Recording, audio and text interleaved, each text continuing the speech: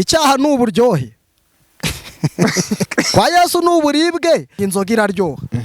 Ntiryoha se koko cyane rwose. Abantu nge narazinyoye inzoga ndabizi ziraryoha cyane. Gusambana biraryoha, narabikoze ndabizi biraryoha. Ibitangaza Yesu akora cyangwa abamarayika bakora cyangwa Imana ikora ni imiti igabanya ubukana, ariko ntabwo ari imiti ikiza. Ubwo icyo gitangaza ni bwoko ki? Tujya tuvuga ngo Imana yatugiriye imbabazi itanga Kristo. Oya, gutanga Kristo ntabwo zari imbabazi z'Imana. Muri Illuminati bavuga yuko icyaha ari ukubangamira mugenzi wawe. Kuba umuntu yakoze ikintu yumvikanyeho n'undi ngo ntabwo kiba ari icyaha. Hari benshi noneho badahamanya nawe. Sinzi ndabizi. Bajya babitubwira akavuga ati uyu mugabo rwose. Ati iki kigabo mwagikuye. Uyu mugabo arimo kurengera. Twe mu kinyejana turimo, iyo baguhanuriye ngo Imana iguhaye inzu, aba ari inzu y'amabati, wenda irimo n'amakaro, ibintu nk'ibyo ngibyo, niyo nzu twita nziza muri iki gihe. Mu gihe cyashize abantu basengaga mu gihe cya nyakatsi, uw'Imana babwira ngo Imana iguhaye inzu, yabaga ari nyakatsi Imana igiye kumuha. Rero mu gihe cyabo yababwiraga ko ibahaye inzu igiye kumuha nyakatsi, agaserebura ati Imana yampaye inzu ikomeye cyane kandi ni nyakatsi yagize gute yamuhaye. Ariko si iyo nyakatsi yahawe muri icyo gihe, uwayizana ubu ngubu yaba ari igitangaza. Ahubwo ati Imana iragusondetse. Bavuga ngo Imana yagusondetse. Bishatse kuvuga ngo nyakatsi yari igitangaza mu gihe cyabo, ariko mu gihe cyacu ntabwo yabigitangaza. N'inzu rero wahanuriwe, n'ubukwe wahanuriwe, n'ubucuruzi wahanuriwe nibitangaza mu gihe cyawe, ariko ejo n'ejo bundi hazaba hari ubundi bwoko bw'ibitangaza. Ibi byarashaje. Uyu muntu wakize impanuka y'indege cyangwa y'imodoka agahanuka ku musozi akagwa epfo ntapfe, yazajya gupfa akicwa n'ibicurane, ameze nk'umuntu warokotse intare ariko yajya gupfa akicwa n'imbeba. Niba kubwira ngo Imana igukuriyeho urupfu, ujye ubaza ngo ni uruhe rupfu. Bibiliya itubwira ko hariho impfu ebyiri, urupfu rw'iteka ari rwo rwitwa urupfu rwa kabiri, n'urupfu rw'umubiri. Ujye ubaza ngo ikuyeho uruhe rupfu. Aha, reka mbaye ikaze mbashimira mwese mudukurikiye hano kuri Prophet Ezekiel TV. Amahoro y'Imana akomeze kubana namwe. Nje nitwa Rev.Pr, kanezere ko mumeze neza aho muherereye hose, yaba abari hano mu Rwanda, abari mu Burundi, abadiaspora muri rusange, namwe muherereye ku migabane itandukanye y'isi. Reka twizere ko mumeze neza. Nkuko mubibona hano, nk'ibisanzwe murabizi, tuba turi mu rugendo rw'iyobokamana, turi gushaka agakiza, tubereka uburyo bimeze hirya no hino. Nkuko mubibona imbere ya kamera zacu turi kumwe n'umukozi w'Imana. Abenshi mudukurikira si ubwa mbere mumubonye, muramuzi, ariko birashoboka ko wowe yaba ari ubwa mbere waba umubonye. Reka dutangire nawe atwibwira. Karibu. Murakoze cyane. Amazina yanjye nitwa Dusabeyezu Jeremy. Yego. Ndi umugabo, mfite umugore n'abana 4. Mba hano mu mujyi wa Musanze, ndi umuvugabutumwa. Imana iduha umugisha, abadukurikiye bose ndabasuhuje, mbaha ikaze muri iri jambo ry'Imana tugiye gusangira kuri uyu munsi. Yego. Aha, urakoze cyane. Ndakubona wakenyeye umupira wakuye. Mfite Bibiliya rwose. Turi mu butayu, niyo mpamvu. Turi mu butayu. Ubu hano duhene imyambarire y'ubutayu. Mu butayu nuko bambara. Nuko nguko. Ubu duherereye he? Twakwikiye hano turi abadukurikiye, tubaha ikaze, tubifuriza kumva ijambo ry'Imana, kandi ni ijambo ritanzwe n'Imana, rivuye ku mwuka w'Imana. Yego. Mfite icyizere cy'uko riragirira abantu benshi akamaro, babasha kurumva kano kanya n'abazaryumva mu gihe kizaza. Aho duherereye rero ni ku musozi wa Ndabirambiwe, nk'uko bimenyerewe cyangwa se nk'uko tubimenyereye. Tumaze iminsi dukorera ibiganiro hano kuri uyu musozi wa Ndabirambiwe, turi kumwe n'abagenzi bacu, kandi ibiganiro twakoze ibyinshi twabonye byaragenze neza, abantu barabyakiriye neza. Imana ishimwe cyane. Twazindutse kuri uyu munsi tuje gusenga n'ubundi, aho turi n'ubundi hirya no hino hano harimo abantu bari gusenga, natwe nicyo kituzanye hano, ndetse kugira ngo noneho ivugabutumwa ryaguke rigere no ku bantu benshi batandukanye batari kuri uyu musozi, abazarebera ijambo ry'Imana cyangwa se abazabyumva n'ubikurikiye muri kano kanya, bizamuhesha umugisha muri iki gihe mu izina rya Yesu. Amen. Ngarutse ku kuntu wambaye byo, uyu musozi wa Ndabirambiwe kuwuterera ntago byoroshye. Ntago byoroshye rwose. Ubona ko umuntu agera hejuru ku gasongero ahabera amasengesho. Icyuya kiba cyaje ntago biba byoroshye. Ndongera nkubaze, itandukaniro riri hano hantu no mu rusengero ni iri? itandukaniro riri hano no mu rusengero ni rinini cyane, ndetse ni ibintu byinshi bitandukanye hano no mu rusengero. Mbere na mbere ahangaha haza umuntu wese wari we wese, nta dini, umukatolike, umudive, navuga ngo hano ni mu mpuzamadini, nge niko nabyita. Ni ahantu hahurira abantu benshi batandukanye, icyo nicyo cya mbere. Ikindi hano ni ahantu umuntu aza gusenga akihererana n'Imana, cyangwa se agafata akanya ko kwiherera agasenga yisanzuye, bitandukanye n'amateraniro yo mu rusengero twicara tugahaguruka tukongera tukicara tukabyina hanyuma tugataha. Ahangaha rero ni ahantu umuntu afata umwanya wo kubwira Imana uko ahagaze muri iki gihe, kwiyunga n'Imana, gusaba Imana imbabazi no gushimira Imana ibyo yakoze, ndetse no kuyisaba wiherereye icyo wifuza ko Imana yagukorera muri iki gihe. Kandi abenshi bajya babona icyo basabye Imana. Ndumva ni nk'iryo tandukaniro navuga. Mu yandi magambo hano subwo ni mu bwiherero, ni bimeze biti? Tuvuze mu bwiherero waba uvuze ikinyarwanda kiri bizarre, niko navuga. Wabyumva ukundi? Hari uwabyumva ukundi. Cyakora mu by'ukuri ni ahantu umuntu yiherera, reka tubivuge muri ubwo buryo n'ubundi. Nk'uko umuririmbyi yabiririmbye mu ndirimbo tugira zo mu gitabo, vuga ngo muze mwenyine twihererane mu nsanga ahantu hatari abantu. Ahangaha rero tuba twaje gushaka Imana, twayisanze ahantu hatari abantu kugira ngo tubone uko tuvugana n'Imana neza. Kandi ubwiye ngo haba hari abantu benshi nese kujya ahantu abantu bahari. Sinzi uburyo waba ubyumvisemo, abantu barahari koko. Ubu bari hari abo uri kureba, harabona jembo, hari abo wabonye, ariko hari n'abandi utabonye. Abo utabonye rero barahari, kandi benshi bari gusenga ariko biherereye. Buri wese akaba yihereranye n'Imana. Rero buri wese aba yaturutse mu rugo yaje mu bye, akavuga ati reka njye kwiherera kuri uriya musozi. Yahagera agasanga hari n'abandi bari mu gikorwa yajemo nawe. Yego, nuko nguko bimeze. Ni byiza cyane. Ubwo mu yandi magambo uyu musozi nta kindi kihabera? Nta kindi kintu kihabera, no kuhasengera. No kuhasengera. Kandi umuntu wasengeye hano ku musozi wa Ndabirambiwe, nje mu minsi nahageze ndi gusenga nahabonye ibyiza by'Imana. Simvuga ko Imana ituye ku musozi, kuko usibye no ku musozi no mu nsengero ntituyemo, kuko niko Bibiliya ivuga ngo Imana ntiba mu nsengero zubatswe n'abantu. Nta nubwo ituye ku musozi, ahubwo Imana ituye muri twebwe. Ariko biba ngombwa yuko umuntu afata akanya ko kugira aho yiherera, cyangwa se agenda asa nk'uvuye mu kavuyo k'abantu, kugira ngo abone uko asenga Imana neza. Niba bimeze gutyo rero, ntago wavuga ngo wenda ubwo mpise numva ko ahantu hose umuntu agenda agasengera hakitwa urusengero. Yego, hakitwa urusengero, kuko ni ahantu aba ari kuvuganira n'Imana. Ubwo n'aha rero ni ku rusengero. Byaba byaraturutse hehe kugira ngo aha hantu hateranire imbaga y'abantu nk'abo njya mbona? Byaba byaraturutse hehe kugira ngo abantu bajye bahitamo? Kuko ubona ikigoroba, igitondo, igicamunsi abantu baba bahari ku bwinshi. Byakomotse he kugira ngo abantu bisange nyine hano bahagize urusengero? Mu by'ukuri nanjye uhagaze hano imbere ya kamera n'abadukurikiye bose, amateka y'uyu musozi ntabwo nyazi yose. Ayo nzi ni makeya, ariko abonzi babanje kujya bahasengera mu bihe byashize batubwiye yuko byatangiye ari abantu baturutse hano mu mujyi wa Musanze, babaga bashaka gusenga Imana, ariko bashaka gukora amasengesho yo mu butaya, barokore barayazi. Biba ngombwa rero yuko baza kuzamuka, bageze kuri uyu musozi barahasengera, babona ahantu heza ho gusengera, babitangije uko nguko, n'abandi bakajya baza buhoro buhoro. Umusozi uramenyekana ubu ngubu, n'abantu bavuye Uganda baraza, njya mbabona, n'abavuye muri Kongo baraza, na za Kigali n'ahantu henshi hatandukanye. Hajya habera ibitangaza se? Ahangaha ibitangaza byaterwa n'ibyo ushaka kuvuga, ariko icyo nzi cyo nuko umuntu wese wasengeye kuri uyu musozi, birumvikana abantu niba baturuka muri izo nce zitandukanye, mu bihugu bitandukanye, bakazi naha, byanze bikunze hari ikintu kiba cyarahabereye, cyangwa se hari ibihabera byataraga, cyangwa se bikurura abantu nyine bituma baza kuhasengera. Birahari kuko urumva nta muntu wajya mu isoko atari buhahiremo. Buriya muntu ajya ahantu nyine kubera yuko azi ko arahagirira umugisha, cyangwa se ari cyo arahakura.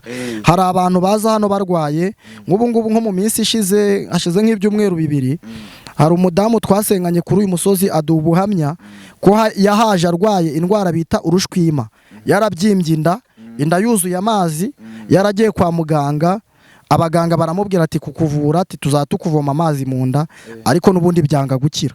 Azamutse uyu musozi arwaye rero ahagera ngo aremerewe cyane ngo ahahurira n'umukozi w'Imana niko yatubwiye, aramuhanura amubwira ngo Imana iragukijije. Akibimubwira ngo yaratashye ageze mu rugo y'amazi yose yarari mu nda arasohoka avamo arakira, ubu ngubu ni muzima, unamurebye ntabwo wamenya yuko iyo ndwara yarayifite.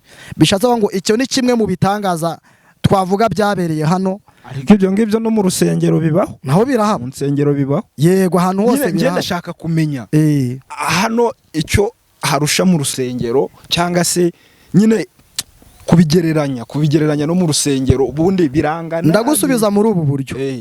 Bibiliya Zaburi ya 18 iravuga ngo ku munyembabazi Imana yiyerekana nk'inyembabazi, ngo no ku muntu utunganye ikiyerekana nk'itunganye, ngo no kutanduye ikiyerekana nk'itanduye, ngo ariko ku kigo ryiyerekana nk'igoramye. Bishatse mu migani ndi kugira ngo ngusobanure wenda dukurikije icyo warumbajije. Ubundi mu by'ukuri Imana ntabwo itura ku musozi, ntitura no mu nsengero, ahubwo uko umuntu yizeye Imana niko ayibona. Nabo ngabo baza gusengera hano igituma bagira icyo babona nuko baba bizeye.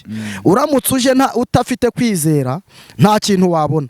Kimwe nuko ugiye mu rusengero nabwo udafite kwizera nabwo nta kintu wagira gute, nta kintu wabona. Rero nta tandukaniro rikomeye cyane navuga rihari, usibye ko abantu ari ahantu baba bakunze bakahahurira hose.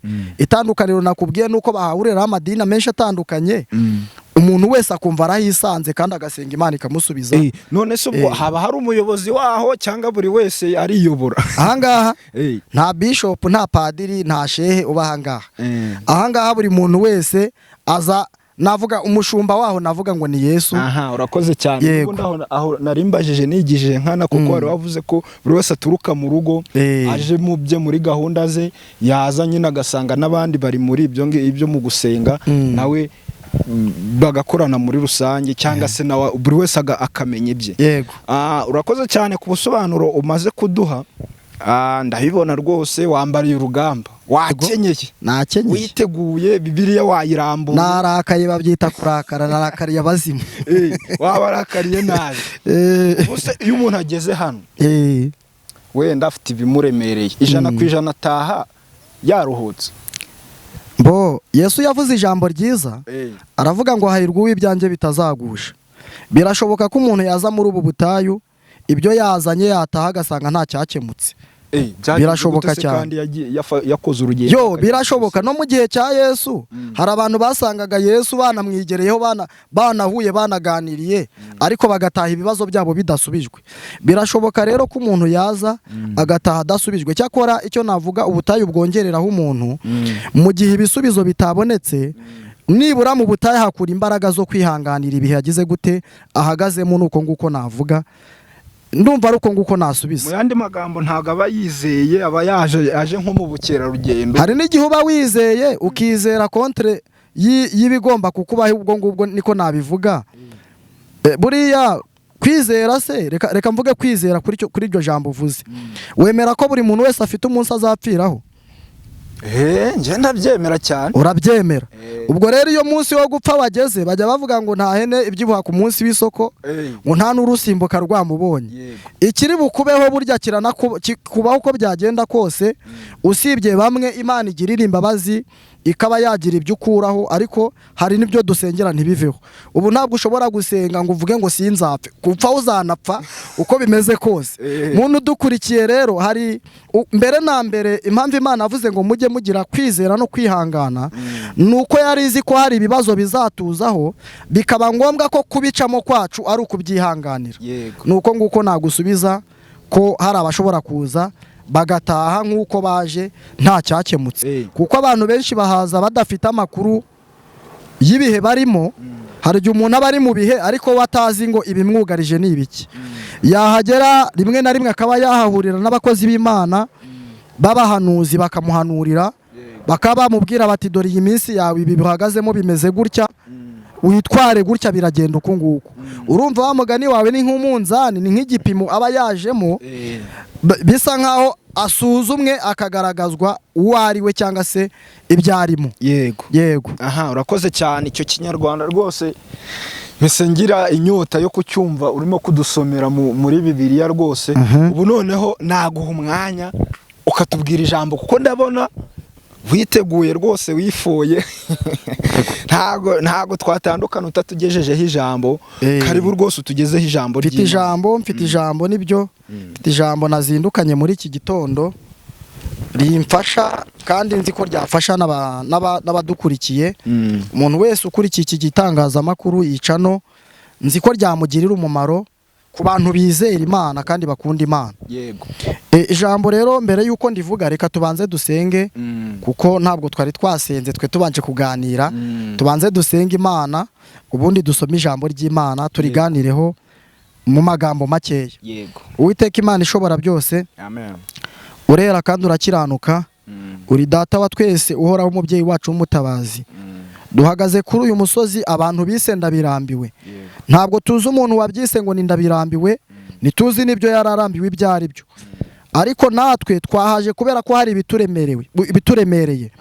Icyakora ntabwo turambiwe urugendo, turacyakomeje urugendo. Ariko turakwinginze mu izina ryawe rikomeye ugira ikintu ukora mu ruhande rwa buri muntu wese wageze kuri uyu musozi, ndetse n'umuntu wese ukurikiye iki kiganiro ahari hose, mu mudugudu wose, mu isibo yose, mu kagari kose.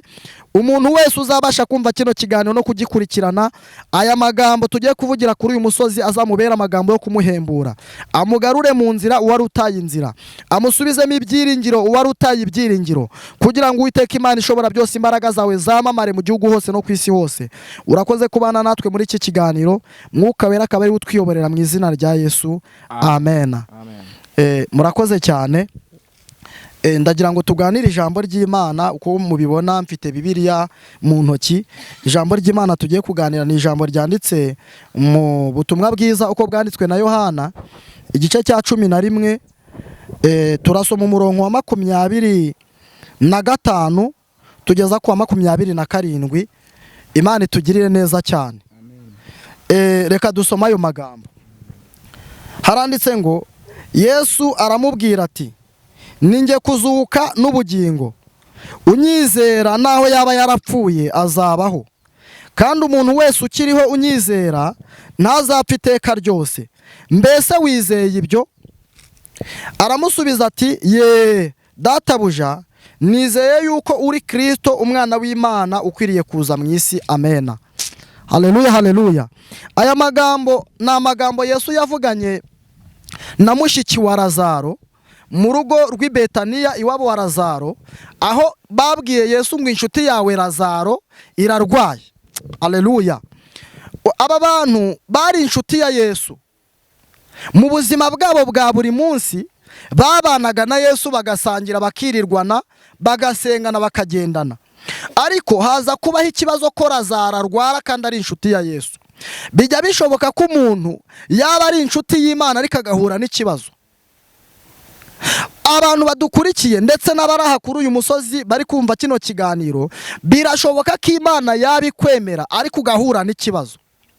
Lazaro rero n'abamaze kurwara ngo atuma kuri Yesu, atuma bagenzi be ngo nimugende mumbwirire Yesu ko nagize gute, ko narwaye. Za ntumwa yaratumye kuri Yesu ziragenda, zigeze kuri Yesu ziramubwira ngo inshuti yawe Lazaro iradutumye kandi irarwaye, irashaka kugira gute, kuza ukamukiza. Uko nabivuga mu mvugo y'iki gihe, izo ntumwa Lazaro yatumye kuri Yesu ndazigereranya n'abahanuzi n'abavuga butumwa. Umuntu ashobora kuba yagize ikibazo agasanga abahanuzi cyangwa abavuga butumwa, akababwira ngo nimumbwirire Imana ko mfite ikibazo.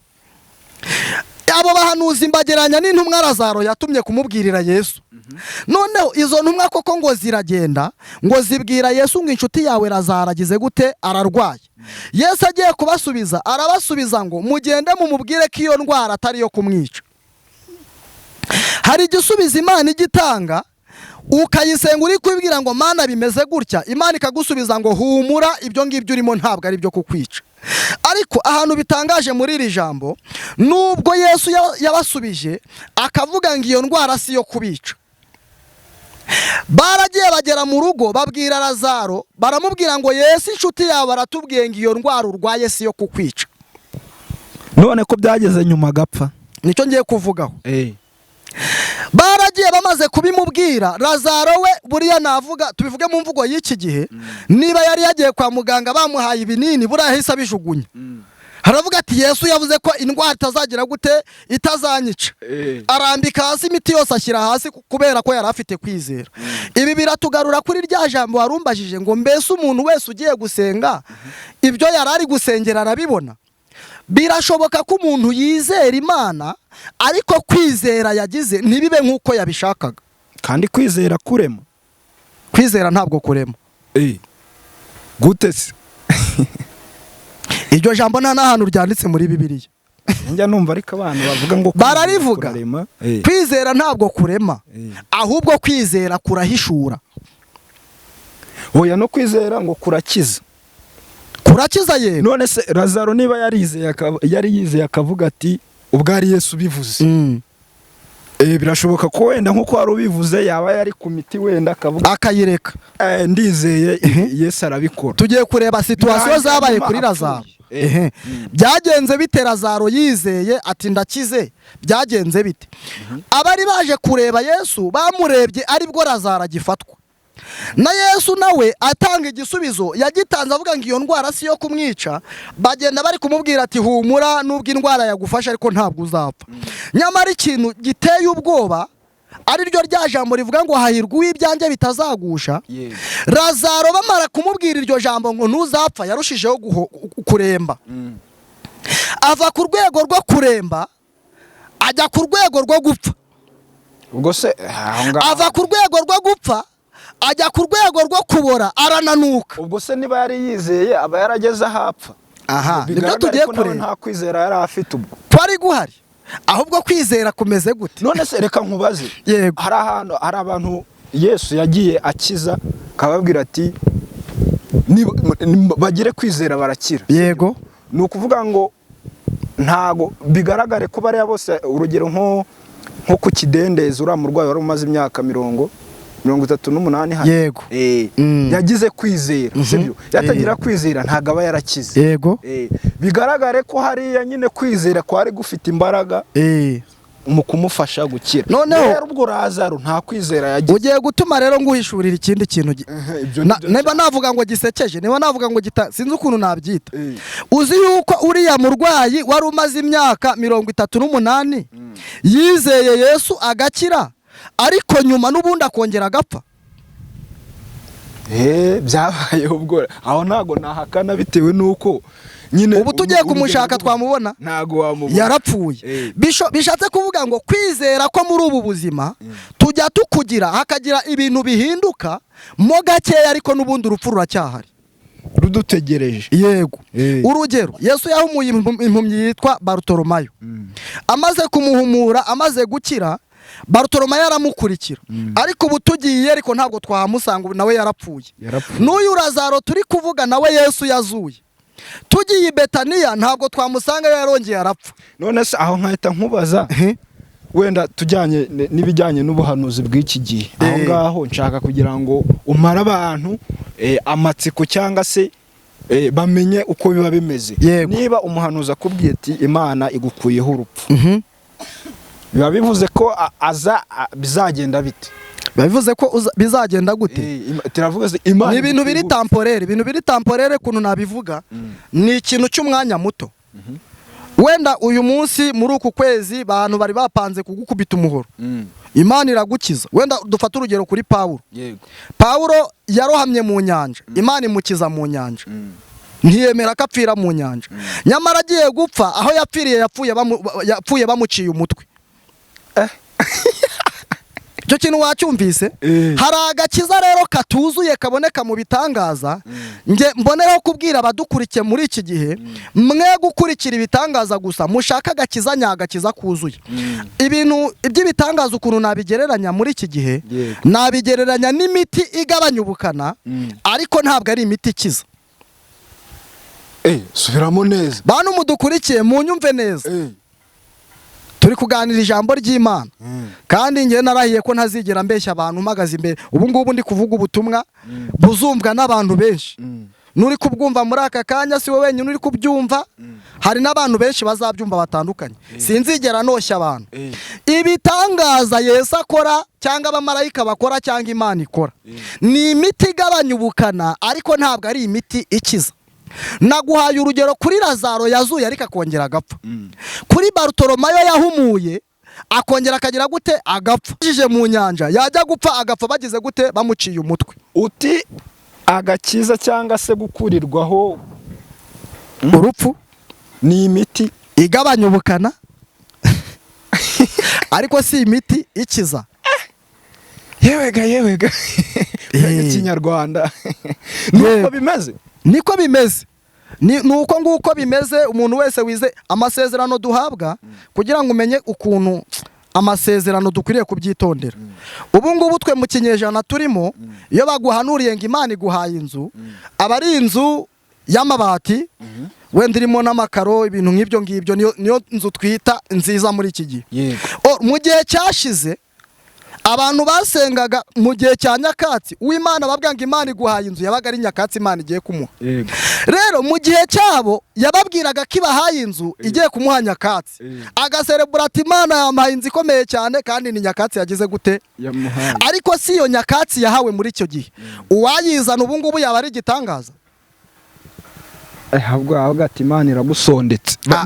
Bavuga ngo Imana yagusondetse. Bishatse kuvuga ngo nyakatsi yari igitangaza mu gihe cyabo, ariko mu gihe cyacu ntabwo yabigitangaza. N'inzu rero wahanuriwe, n'ubukwe wahanuriwe, n'ubucuruzi wahanuriwe ni ibitangaza mu gihe cyawe, ariko ejo n'ejo bundi hazaba hari ubundi bwoko bw'ibitangaza. Ibi byarashaje.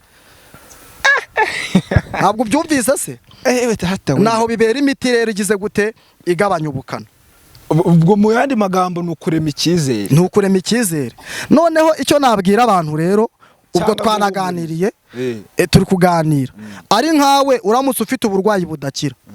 Umuntu ufite ibinini bigabanya ubukana bw'indwara urwaye. Hakaza n'undi nawe ufite ibinini bigukiza ya ndwara burundu. Wahitamo nde? Uri kumva wahitamo gukira burundu. Wahitamo kugira gute? Gukira burundu. Bishatse kuvuga ngo amahitamo dufite ntabwo ari ugusenga Imana ngo idukurireho urupfu rw'impanuka y'igare kandi n'ubundi ejo tuzapfa. Ahubwo ni ugusenga Imana kugira ngo naho uyu mubiri wapfa tuzajye mu bugingo buhoraho butazigera bupfa na gato. Oya nose icyo gihe umuntu araho bagiye bamubwira ngo Imana igukuriyeho urupfu. Yavuga ati kagende ibyo ngibyo ntabyo uriko yajya bica amazi mu yandi magambo. Yego, niba kubwira ngo Imana igukuriyeho urupfu ujye waza ngo ni uruhe rupfu. Bibiliya itubwira ko hariho impfu ebyiri, urupfu rw'iteka ari rwo rwitwa urupfu rwa kabiri, n'urupfu rw'umubiri. Ujye waza ngo ikuyeho uruhe rupfu. Niba ikuyeho urw'umubiri ntabwo bihagije, gisaba izakureho urupfu rw'iteka kuko nirwo ruteye ubwoba. Kuko hari abakuriweho urupfu rw'umubiri ariko bazapfa urupfu rw'iteka. Ubwo si icyo gitangaza ni bwoko ki? Kugira ngo Imana igukurireho urupfu rw'umubiri ariko nujya gupfa upfa urupfu rw'iteka. Uzi ukuntu nabibona? Ubundi ibitangaza by'iki gihe inshuro nyinshi ukuntu mbigereranya, abantu bamaze kumbona kuri iyi TV kenshi bazi yuko inshuro nyinshi iyo turi kuvuga ijambo ry'Imana tuba dushaka kugendera mu mwuka w'ukuri. Hari benshi noneho badahamanya nawe, sinzi bajya babitubwira akavuga ati uyu mugabo rwose, ati iki kigabo mwagikuye, uyu mugabo arimo kurengera. Ntabwo ari ukurengera. Na Yesu bajyaga babimubwira bati kandi wowe uri Beelzebuli, ibintu uvuga ati ntabwo bihuye n'iby'Imana. Inshuro nyinshi iyo umuntu agendera mu kuri nyakuri ntabwo abantu bamukunda kuko isi ikunda ikinyoma. Ariko uzavuga ko uri mukuri gute nawe undi uri kukurwanya nawe ashaka kukwereka ukuri kwe? Kwari mukuri. Hari amoko y'ukuri kwinshi rero. Ibyo bizakiranuka gute? Hari ukuri ko mu mubiri n'ukuri ko mu mwuka. Wenda reka nkubwire ukuri ko mu mubiri. Ukuri ko mu mubiri kuravuga ngo inzoga iraryoha. Ntiryoha se koko? Cyane rwose. Kubantu nje narazinyoye inzoga ndabizi ziraryoha. Cyane. Gusambana biraryoha, narabikoze ndabizi biraryoha. Ariko ibyo bintu nubwo biryoha tukabivuga ko ari ukuri kandi koko niko bimeze. Ntabwo twemerewe kubigenderamo. N'ukuri tutemerewe kugenderamo. Aho nkahita nkubaza ikindi kibazo. Imana yarebye ibintu biryoha byose yangiza igahita bigira ibizira. Ikabigira ibizira. Ugira ngo se ni ikibazo cy'uko biryoha cyangwa ni ikibazo inzoga iraryoha no gusambana abantu benshi barabirarikira. Yego. Birabanyura. Nubundi se icyaha ni iki? Icyaha ni uburyohe. Abadukurikiye babyumve neza. Icyaha ni uburyohe. Ikintu cyose kiri muri iyi si uzi kinezeza umubiri, icyo nicyo Bibiliya burya yita icyaha. Naho ikintu cyose uzi kibabaza umubiri, icyo ngicyo nicyo kinjiza mu bugingo. Kwa Yesu n'uburibwe. Kwa Yesu n'uburibwe bwo muri uyu mubiri. Ariko Pawulo yavuze ijambo ryiza, yaravuze ngo kubabazwa kwacu kw'igihwayihwayi kw'akanya ka none, ngo iyo kwiyongeranya kuba kuturemera ubwiza butarondoreka bw'iteka ryose. Uyu mubiri urapfa ariko tukazuka mu mwuka. Rero duca mu buribwe twinjira mu bwiza, naho abanyabyaha bo baca mu buryohe binjira mu rupfu. Bagendera mu munyenga, ariko iyo aho bageze niko Salomo yavuze mu migani. Yaravuze ngo hariho inzira umuntu yibwira ko ari nziza, nyamara amaherezo yazo zikaba ari inzira z'urupfu. Bishatse kuvuga ngo uzigenderamo ababona ari uburyohe, nk'uko twabivuze. Ntukabona umuntu uri kuzunguza amabuno hariya akagenda agasambana, koko icyaha kikaba uburyohe. Ejo ukazamubona amagufa yaranamye. Mu gihe yabikoraga byari uburyohe, ariko bimugarutse bimuhindukira iki? Ububihe. Naho twebwe hari ibintu bitubihira ubu ngubu bizaduhindukira uburyohe hanyuma. Ubwo harimo ikinyuranyo. Ni ukuvuga ngo hari abaryoherwa muri iki gihe bazabihirwa kera, hari n'ababihirwa muri iki gihe bazaryoherwa hanyuma y'ubu buzima. Ubwo ni ukuvuga ngo kujya mu buryohe mbere ugasoza ububihe, cyangwa se ukatangira mu bubihe mbere ukajya mu buryohe nyuma. Yego, Yesu rero nuko nguko ateye. Bantu mudukurikiye muhitemo. Imana ishimwe cyane. Muri comment mutubwira aho mwahitamo. Baratubwira naho bamaze guhitamo. Muri iyi minsi turimo abantu benshi bakoze amahitamo, ibintu byararangiye. Hari abantu biyakiriye ko bari mu ruhande rwa Satani, hari n'abiyakiriye ko bari mu ruhande rw'Imana, hari n'abari mu maguru abiri cyangwa se mu nzira ebyiri batandaraje, njye iburyo njye ibumoso, ngenze gute, batazana uwo kwerekera. Ariko umuntu udukurikiye ukora amahitamo meza winjire mu bugingo buhoraho, nicyo ngicyo navuga.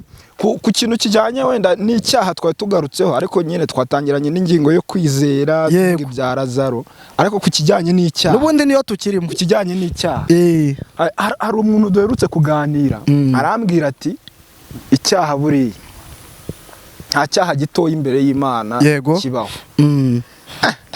Ndavuga nzi ibyo bintu wabinyumvisha ute?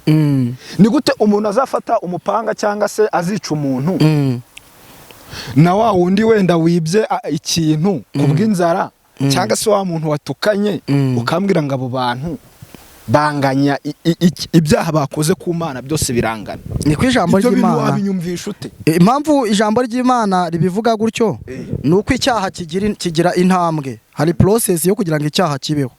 Kugira ngo nkwice mbanza kukwanga. Bishatse kuvuga ngo kwica bitangirira mu kwanga. Ari nayo mpamvu bavuga ngo uwanze ni umwicanyi, kuko iyo wanze uba uri kwerekeza mu bwicanyi. Noneho no gusambana, kugira ngo nsambane bitangira mu kurarikira. Uwararikiye aba yerekeza mu gusambana. Ubwo gusambana no kurarikira ni inzira ijya hamwe. Muri make ni nk'uko ni umuzi wo gusambana. Urakoze cyane. Kandi umuzi rero niwo mubi kuruta imbuto. Umuzi niwo mubi kuruta iki? Imbuto. Urugero, niba duteye igiti hano kiramera gikujijwe n'imizi, nikijya kwera cyera amapera. Ya mapera uyabona ntuzagire ngo ari amapera yakomotse mu kirere, yakomotse kuko umuzi wameze hehe? Mu butaka. Ubwo rero ni icyaha gitangira ari akantu gato, kigakura kikabyara rwa rundi runini rugaragara. Urwo runtu runini rugaragara rero, impamvu bavuga ko ka kandi gato ari nacyo cya kindi kinini, nuko agato ariko kabyaye ikinini. Si byumvikana hari? Ni ukuvuga ngo nta muzi uhari, nta n'igiti, nta n'urubuto. None se ibintu biragoranye. Uti kwicana bituruka mu kwangana. Yego. Niba wanze umuntu ukamunena ukamuvuga nabi, ubwo uri mu nzira yo kujya kwica. Uri umwicanyi ahubwo. Bibiliya iravuga ngo wanga mwene se n'umwicanyi. Niko byanditse mu ijambo ry'Imana. Mu rwandiko rwa mbere rwa Yohana, mu gice cyaho cya 4, bazashaka iryo jambo rirahari rivuga ngo uwanga mwene se n'umwicanyi, ngo kandi nta mwicanyi ufite ubugingo buhoraho muri we.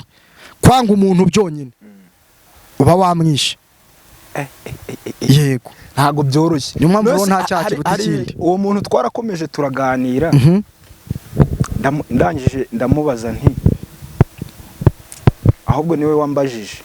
Arambaza ati ubu ngubu nyine njyewe nari ndi ku ruhande rwa positive, we ari kuri negative, ari kumbaza nyine. Yego, niyo mpamvu navuze nti iki kibazo nzakikubaza unsobanurire.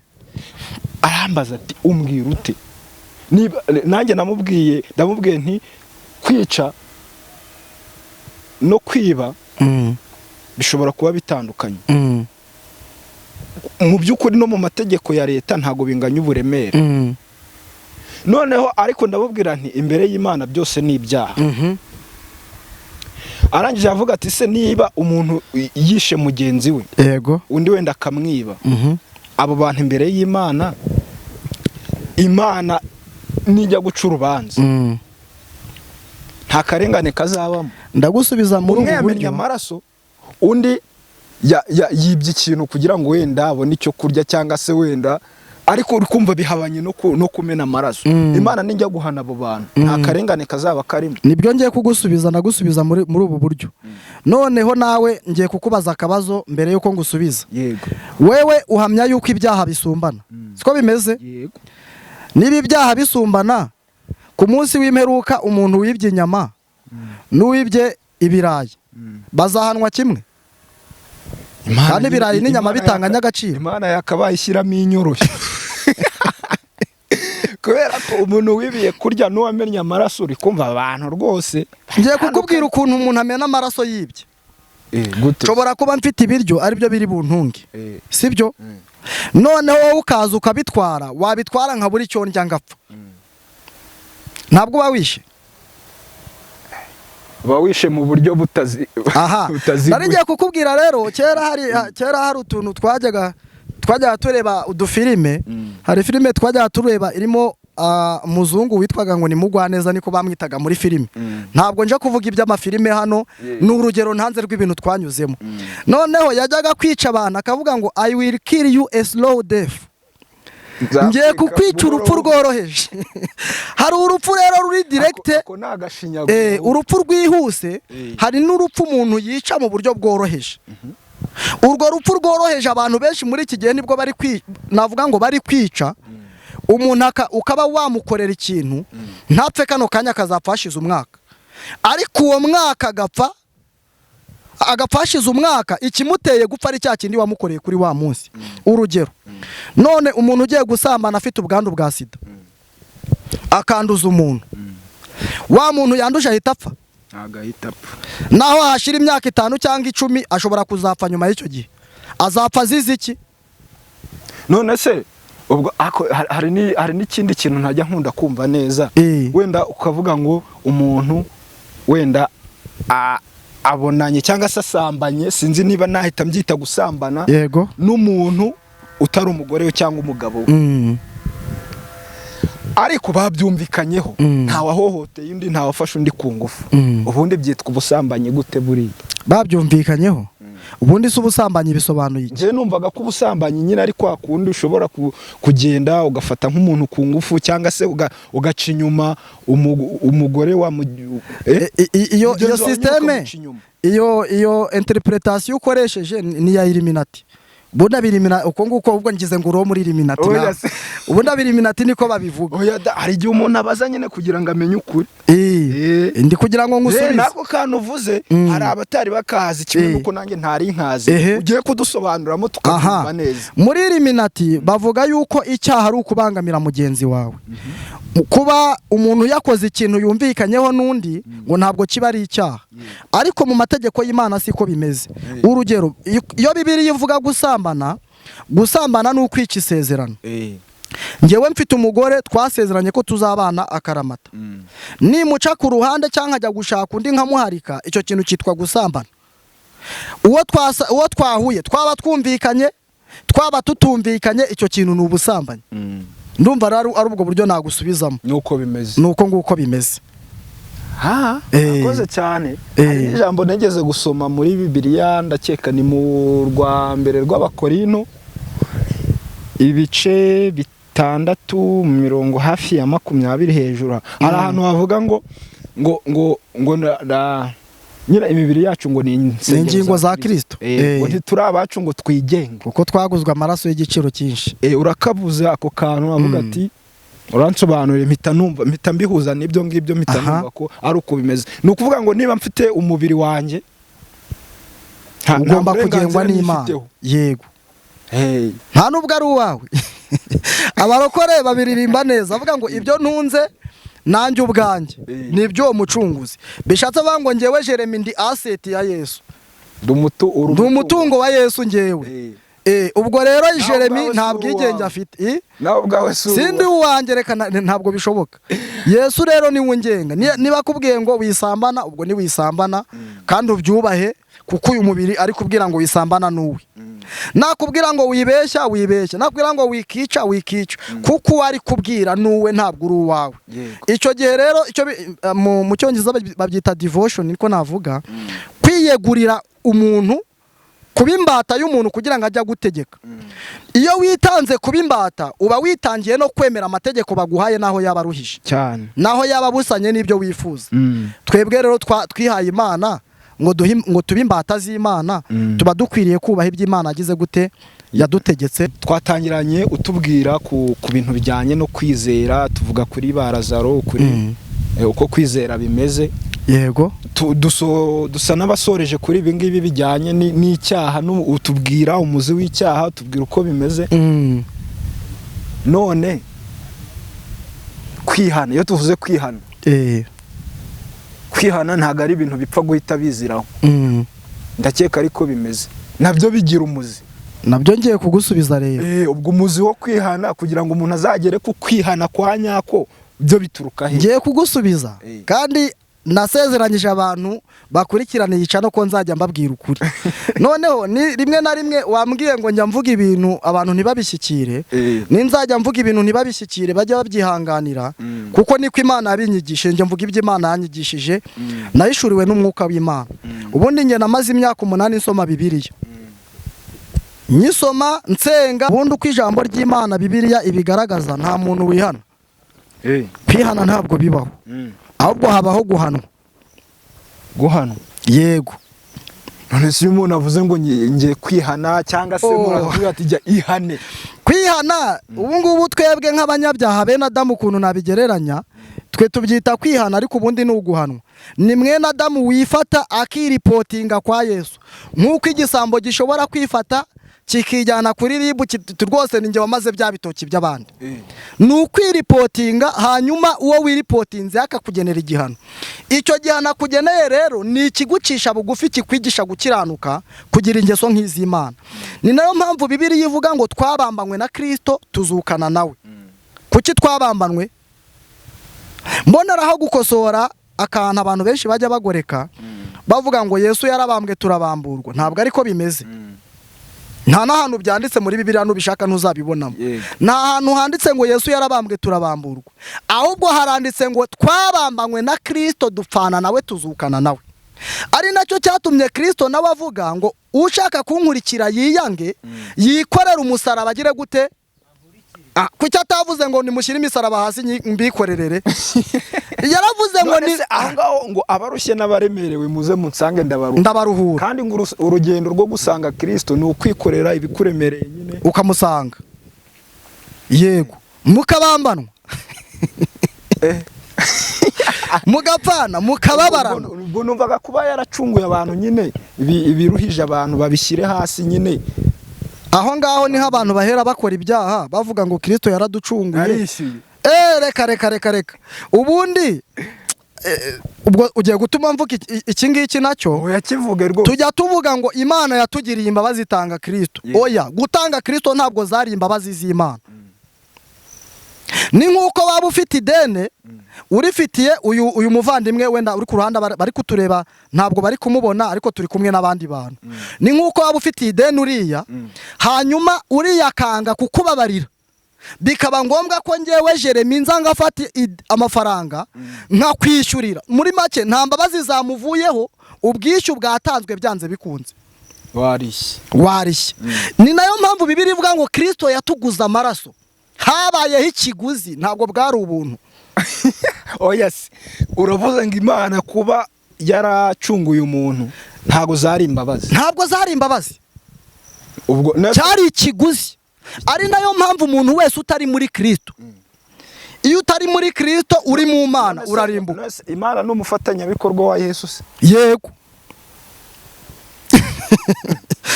Ariko gahunda ubundi Imana yari ifite ku bana b'abantu, aho ngaho uhita wumva ko nyine Yesu atandukanye n'Imana cyane. Ahantu batandukaniye nuko muri Yesu honyine niho hari imbabazi. Aha, reka dukomeza aho ngaho, twaba tugiye mu kindi kiganiro, ahubwo nshaka ko tuzaganira, tuzagikora ubutaha. Tubwire umuzi wo kwihana. Umuzi wo kwihana, Bibiliya iravuga ngo niwatuza akanwa kawe yuko Yesu ari umwami, ukizera mu mutima yuko Imana yamuzuye, uzakizwa. Kuko akanwa ari ko umuntu yatuza akabarwaho gukiranuka, kandi umutima niwe yizeza akagira gute, agakizwa. Niko byanditse mu Baroma. Ahandi agakiza kabonerwa munsi y'ijuru, niko Bibiliya ivuga, keretse muri Kristo honyine. Kwihana nta kundi ni ukwakira Yesu nk'umwami n'umukiza, ukavuga ngo Yesu ndakwakiriye, ndashaka kumbera umwami mu bugingo bwanjye. Kandi iyo uvuze ngo ndashaka kumbera umwami, ubwo uba ushatse kuvuga ngo ndashaka kuntegeka, nkagenda mu nzira, nkagenda mu mategeko yawe. Yesu nakubwira ngo icara hasi rero, kuko wavuze ngo ndashaka kumbera umwami, jya wicara hasi. Tuza nakubwira ngo ririya cupa rishyire hasi we kurinywaho, rishyire hasi we kurinywaho. Nakubwira ngo rekura uriya mukobwa cyangwa uriya musore, murekure, kuko waravuze ngo ndashaka kumbera umwami ukantegeka. Wabyumvise? Uko niko navuga ngo kwihana ni ugukurikiza ibyo Yesu avuga, ibyo Yesu agutegeka. Yego, niko kwihana, bitaba ibyo ukarimbuka rero. Urankanze. Oya ndeke kugukanga. Nta kindi kintu nakongeraho. Nta kindi kintu rwose nakongeraho. Utubwiye byinshi, turasobanukiwe. N'abadukurikiye bose batwandikire muri comment, batubwire uko babyumva cyangwa se baduha inyunganizi. Nabyo aba ari byiza cyane. Hari ibyo twatangiriyeho, wenda nibutsa abantu ijambo twasomye, ni ijambo riri muri Yohana igice cya 11 ku murongo wa 25 kugeza kuri 27. Ahantu hari ijambo rivuga ngo ninjye kuzuka n'ubugingo, unyizera naho yaba yarapfuye azabaho. Haleluya, haleluya. Bishatse kuvuga ngo Yesu niwe kuzuka, ni nawe bugingo. Kandi twebwe abasenga icyo duharanira n'ubugingo buhoraho. Turi hano mu butayu muri Ndabirambiwe, ku musozi abantu basenga mu buryo bwinshi butandukanye, ariko niyo ndi mwiteraniro hano kuri uyu musozi cyangwa byabaye ngombwa ko nterana n'abandi, icyo mbwira abandi ni uko ubugingo busumba umubiri. Twatangiye turi kuvuga ikintu cyitwa ibitangaza, ako nako twakavuzeho, turi kuvuga yuko igitangaza cyo muri ubu buzima kimeze nk'imiti igabanya ubukana, ariko atari imiti ikiza. Noneho ndabigereranya muri ubu buryo. Buriya nkubwire, wari watanze urugero ku muntu Imana ibwenga imukijije urupfu. Uzi yuko ushobora gusenga, ugasenga Imana ikakubwira ngo ngukuriyeho impanuka wenda ya moto cyangwa iyi modoka, kandi ya mpanuka koko ikavaho. Wazajya gupfa ugapfa wishwe n'ibicurane. Niho rero tubwira ati agakiza cyangwa se gukurirwaho inuza h'urupfu. Ibyo bintu rero ukuntu mbigereranya ngewe, imiti igabanya ubukana. Ukuntu mbigereranya, uyu muntu wakize impanuka y'indege cyangwa y'imodoka, agahanuka ku musozi akagwa epfo ntapfe, yazajya gupfa akicwa n'ibicurane, ameze nk'umuntu warokotse intare ariko yajya gupfa akicwa n'imbeba. Icyo kintu wacyumvise? Muri make muri ubu buzima rero ikibaho ni uguhindura zone tuzapfiramo. Sinshaka kuzapfa ndi umushomeri nzapfe mfite amafaranga, abiki gihe njye mbona ariko dusenga. Sinshaka kuzapfa ndi umukobwa nzapfe ndi umugore. Icyo tumeze nk'abari guhita mu bwoko bw'urupfu tuzapfa, kuko amaherezo ya byose ni urupfu. Ariko hanyuma y'ubu buzima hari ubundi buzima. Ariyo mpamvu twasomye ijambo rivuga ngo ninjye kuzuka n'ubugingo. hanyuma y'ibyo tubamo turi muri iyi si hirya yabwo hari ubundi buzima. Umuntu wese usenga Imana, yaba asengera mu butayu, yaba asengera mu cyumba cy'amasengesho, yaba ajya mu rusengero agasenga, yaba asengera iwe mu rugo, umuntu wese usenga Imana, ijambo nasoza ndi kumubwira nuko muri Kristo harimo kuzuka, hakabamo ubugingo. Ibitangaza by'umubiri dukenera nkuko naguhaye urugero bijya birangira. Buriya ufite nyogokuru wawe? Ndamufite. Arashaje birumvikana. Urakoze cyane. Wemera ko nyogokuru wawe buriya yari inkumi? Ndabyizera cyane. Wemera ko mu bukumi bwe hari ibitangaza Imana yamukoreye? Ariko yarashaje. Kandi yarakorewe iki? Ibitangaza. Natwe ubwacu abantu turi ibitangaza, kuko Imana yaturemye mu ishusho yayo. Nge ndi igitangaza, nawe uri igitangaza, n'aba bose ni igitangaza, ariko turasaza tugapfa. Turi ibitangaza bipfa rero. Rero nubwo turi ibitangaza tugira iherezo, uyu mubiri ukarangira, ariko hari ubundi buzima Yesu yaje gutangiza, ubuzima budapfa, umubiri utabora, umubiri udasonza, umubiri utarwara. Mbese n'ubundi buzima buri hanyuma y'ubu buzima. Nge iyo mvuga nubwo mbwira abantu, kuko ubu turimo buzarangira. Aya mazu yacu azasaza, azeho ingese, asenyuke, abana bacu bubaka yandagezweho nayo asenyuke, ariko hari ubundi buzima buriho butazigera burangira. Nibwo nifuriza umuntu wese wakurikiye kino kiganiro, kandi turi gusoza mvugira ijambo nkuko tubivuze, n'ubundi Imana ibasha gukora ibitangaza muri ubu buzima. Nifurije abarwayi ko Imana yabakiza, bakurikiye kino kiganiro. Ufite uburwayi aho ari hose mu midugudu yose, Yesu ni mutwara sibo, Yesu ni mudugudu, ni gitifu, ni nawe meya, ni nawe gavana, ni nawe perezida. Rero ahantu hose naha Yesu. Mbifurije ko Yesu yarambura ikiganza cye akakiza abarwayi bari mu Rwanda no hanze y'u Rwanda. Abantu bashonje mbifurije ko Yesu yabagaburira, n'abantu bafite amadeni Yesu abishyurira. Ariko ibyo byose ni akabando ko muri ubu buzima kadutegurira kuzinjira mu bundi buzima, tuzahurireyo twese turi guhimbaza Imana. Murakoze cyane. Ndafashijwe nta bindi bibazo. Watanga adresse yawe? Adresse yanjye, abadukurikiye ndatanga nimero yanjye, uzakenera kugira icyo ambaza, cyane cyane yuko ibyo ntambutse abantu bakunda kubijyaho impaka. Ibi ntibibaderanje, ahantu turi ni mu butayu, indege ziri gutambuka. Nta kibazo. Imana ishimwe. Adresse yanjye rero ni 078 018 36 18. Abakoresha Airtel cyangwa Tigo ni 072 73 70 48 4. Imana iduhana umugisha. Reka dusenge dusoze. Imana ibagirire neza, naho ubutaha kuri yicano nakagaruka. Ibiganiro bibageraho buri munsi n'abakozi b'Imana. Mbifuriza gukurikirana yicano, ndetse mbasaba gukora subscribe kuri yicano, mugakandaho, ubundi ikiganiro cyose kijeho bakajya bakibagezaho nkuko cyatambutse. Imana iduhana umugisha. Uwiteka Imana ishobora byose, urera kandi urakiranuka, uri data twese uhoraho, uri Imana iri hejuru y'amajuru. Wowe abamarayika bapfukamira, ibizima bine bikagupfukamira, abakerubi n'abaserafi bakagupfukamira, kandi abantu bakagupfukamira, abarozi baragupfukamira, abapfumu bapfukama imbere yawe, n'abadayimoni baragupfukamira. Uri Imana ifite umutungo mu ijuru, ugategeka isi n'ikuzimu ni mu isambu yawe. Cyubahiro cyawe nigishyirwe hejuru. Rero nta kintu na kimwe cyabasha kurogoya umugambi wawe. Reka urengera abantu bose bumvise iki kiganiro, bagikurikiranye n'abakirebye, kandi Uwiteka Imana ishobora byose tuzongere guhura kuri yicano twese turi bazima, tugiriwe neza nawe, duhawe urukundo rwawe n'imbabazi zawe. Komeze kuba mu ruhande rwacu mu izina rya Yesu. Amen. Amen. Urakoze cyane Jeremy, nkushimire cyane. Yego, urakoze cyane. Imana iguhe umugisha. Nawe mwese mwadukurikiye, mwabanye natwe, twizere ko muratanga comment, mugakora like, mugakora share. Izo comment zanyu zirakenewe rwose kugira ngo twumve abo tuba turi kumwe uko baba babyumva, n'inyunganizi zanyu. Reka mbashimire cyane. Nge na Rev.Pr Jeremy namushimiye cyane. Imana imuhe umugisha. Ndawakiriye. Byacu nakagaruka naho ubutaha.